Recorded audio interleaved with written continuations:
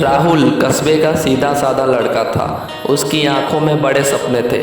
जब कोई उससे पूछता बड़े होकर क्या बनना चाहते हो, तो वह मुस्कुराकर कहता, मैं ऐसा इंसान बनना चाहता हूँ कि मेरे माँ बाप गर्व से कहे यही मेरा बेटा है।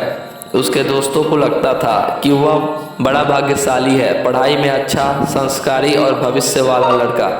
लेकिन कोई नहीं जानता था कि उसके भीतर एक ऐसी लड़ाई चल रही है जो हर दिन उसे तोड़ रही थी। वह खुद से कहता, अब की बार मैं ब्रह्मचर्य का पालन करूंगा, अब की बार मैं अपनी ऊर्जा बचाऊंगा।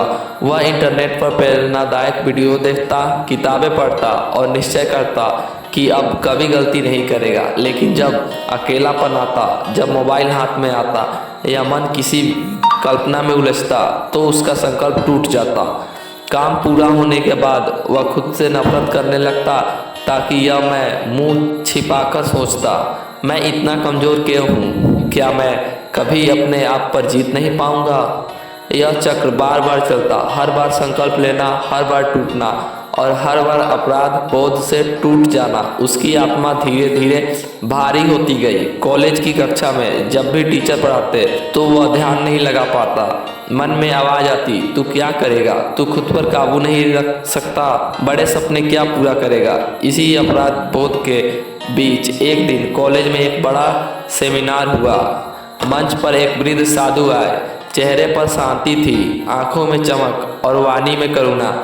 उन्होंने कहा, ब्रह्मचर्य केवल शरीर का संयम नहीं है। ब्रह्मचर्य का मतलब है अपनी ऊर्जा, अपने विचार और अपने समय को सही दिशा में लगाना।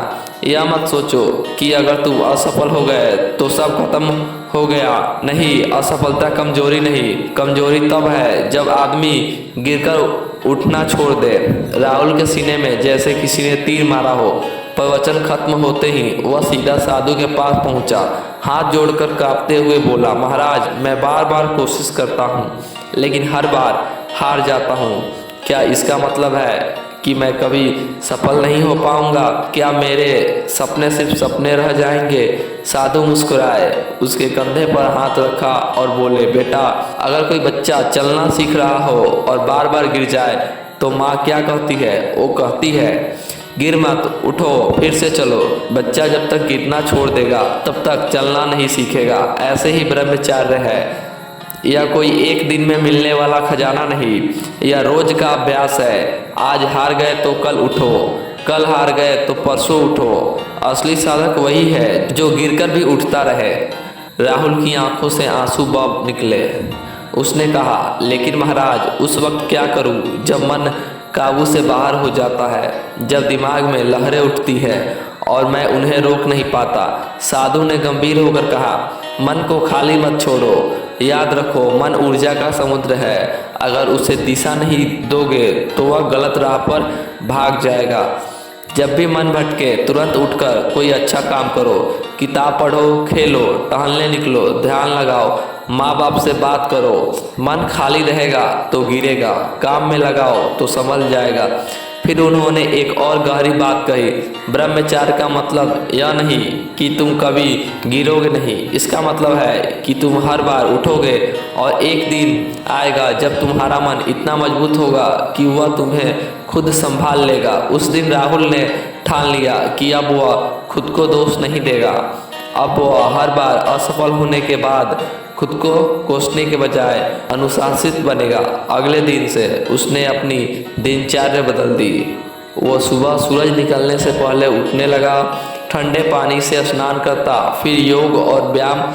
शुरुआत में शरीर थक जाता, लेकिन धीरे धीरे वही थकान उसके मन को संयमित करने लगी। पढ़ाई के लिए समय तय करता और मोबाइल पर समय बर्बाद करने के बजाय किताबें पढ़ता। उसने अपने डायरी में लिखा, मैं ब्रह्मचर्य क्यों चाहता हूँ? क्योंकि मुझे अपनी ऊर्जा बचानी है, मुझे अपने सपनों को पूरा करना है, मुझे खुद को जीतना है। जब भी मन डगमगाता वह यह पढ़ लेता, लेकिन यह सफ़र आसान नहीं था। कई बार फिर उसका मन बहका, कई बार वह फिर हार गया, लेकिन फ़र्क यह था कि अब वह टूटता नहीं था।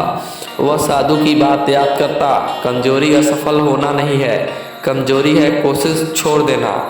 वह हर असफलता से सीख लेता, इस बार कहाँ गलती हुई, कब अकेला था, किस चीज़ ने उकसाया और अगली बार उस गलती से बचता। धीरे धीरे उसकी आदतें बदलने लगी। उसने तय किया कि वह कभी बंद कमरे में मोबाइल का इस्तेमाल नहीं करेगा। इंटरनेट से गंदगी पूरी तरह हटा दी। कमरे की दीवारों पर अच्छे विचार और लक्ष्यों की तस्वीरें चिपका दी। माँ बाप के फोटो सामने रख दिए ताकि जब भी मन डगमगाए वह अपने आप संभल जाए। महीने गुजरते गए। रोहन का आत्मविश्वास लौटने लगा, चेहरा चमकने लगा, आंखों में नई उम्मीद आ गई। दोस्तों ने कहा, यार तू पहले से ज़्यादा शांत और आत्मविश्वास लग रहा है। पढ़ाई पर उसका ध्यान और गहरा हो गया। वो अब जान चुका था कि ब्रह्मचार्य कोई एक दिन का व्रत नहीं बल्कि जीवन भर का अभ्यास है। रोहन अब हर बार असफल होने पर खुद को गिरा हुआ इंसान नहीं मानता था। वह समझ चुका था कि यह यात्रा जैसे नदी धीरे धीरे पत्थरों को काटकर रास्ता बनाती है, वैसे ही रोज की छोटी छोटी बातें एक दिन बड़ी विजय में बदल जाती है। कहानी का अंत इस सच्चाई से होता है, अगर ब्रह्मचार्य बार बार टूट भी रहा है तो हार मत मानो, अभ्यास करते रहो, हर बार गिरकर भी उठो। असफल होना कमजोरी नहीं, कोशिश छोड़ देना ही असली कमजोरी है। ब्रह्मचार्य केवल शरीर का नहीं, मन और आत्मा का भी अनुशासन है, और अनुशासन उसी के पास आता है जो बार बार गिरकर भी हर बार उठने का साहस रखता हो। अगर आप इस मोटिवेशनल कहानी से मोटिवेट हुए हैं तो कमेंट में यस लिखें और इस चैनल को सब्सक्राइब कर लें ताकि ऐसे ही मोटिवेशनल वीडियो आप तक पहुंचते रहे।